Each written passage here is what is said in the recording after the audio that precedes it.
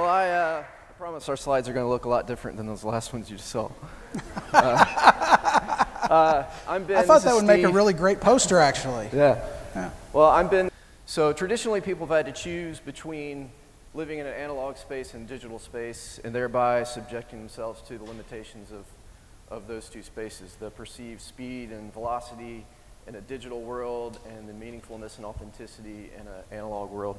And what we believe is by putting those on a scale and finding balance in between, we can take advantage of both spaces. So our story is rooted in the analog space of screen printing, and this is an image of our very first shop in a little one-car garage in Bowling Green, Kentucky. And for us, it was an accessible and DIY method that we could use to mass produce our message and get it out into the world.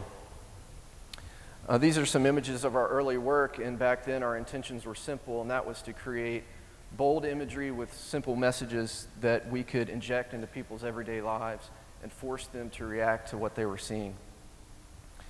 And what we found was the method became the message, and people were reacting to what we were doing in ways we never imagined.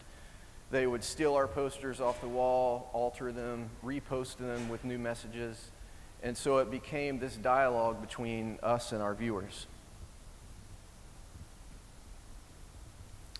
Eventually, as we grew, we moved over into the music industry, and it became a platform for us to reach more people, have more visibility, and also build a new client base. And eventually, we were able to, as we grew further, turn that process into a service for our clients. And it was a way for us to bring authenticity and meaningfulness to branded environments for our clients. Our tools were simple.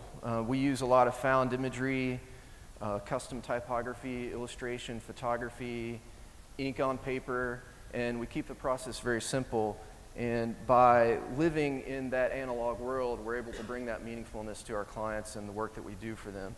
But we also understand that by just staying in that one space, we're subjecting ourselves to limitations like speed and velocity and reach, which Steve is going to talk a little bit about.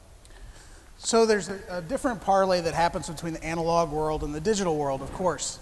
In the analog world that Ben deals with, he gets himself filled with ink on his hands and he smears it on his jeans, and after the end of the print run, he looks very different than he does now.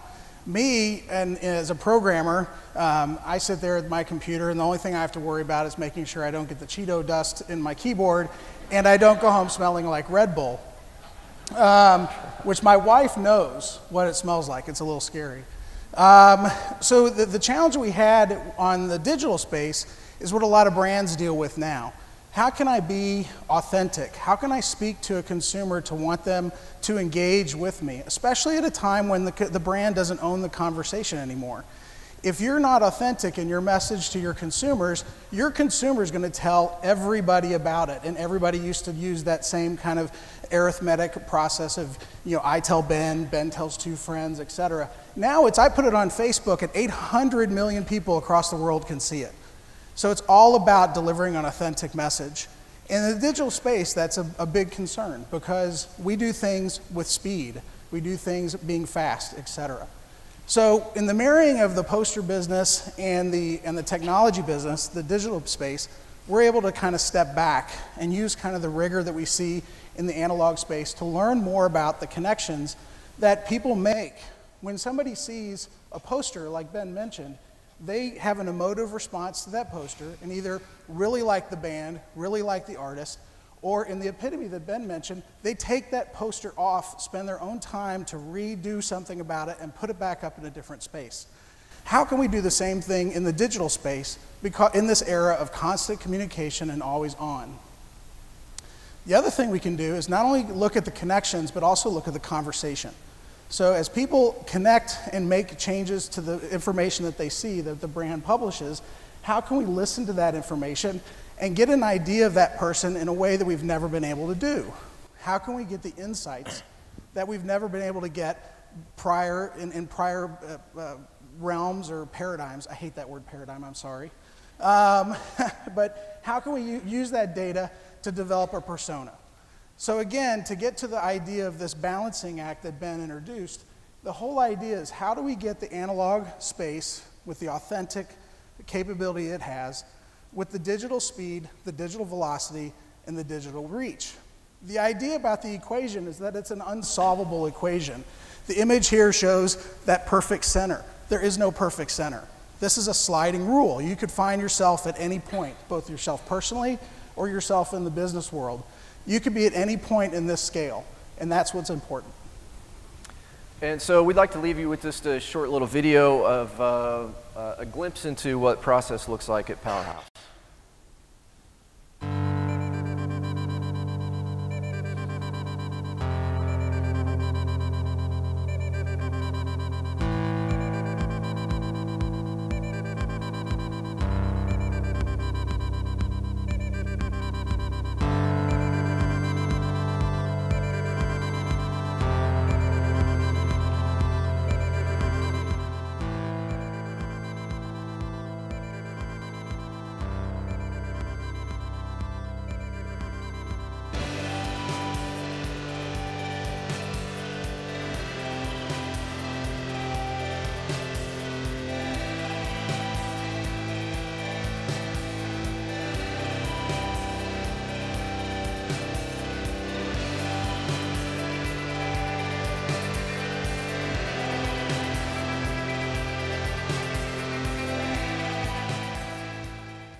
Thank you very much.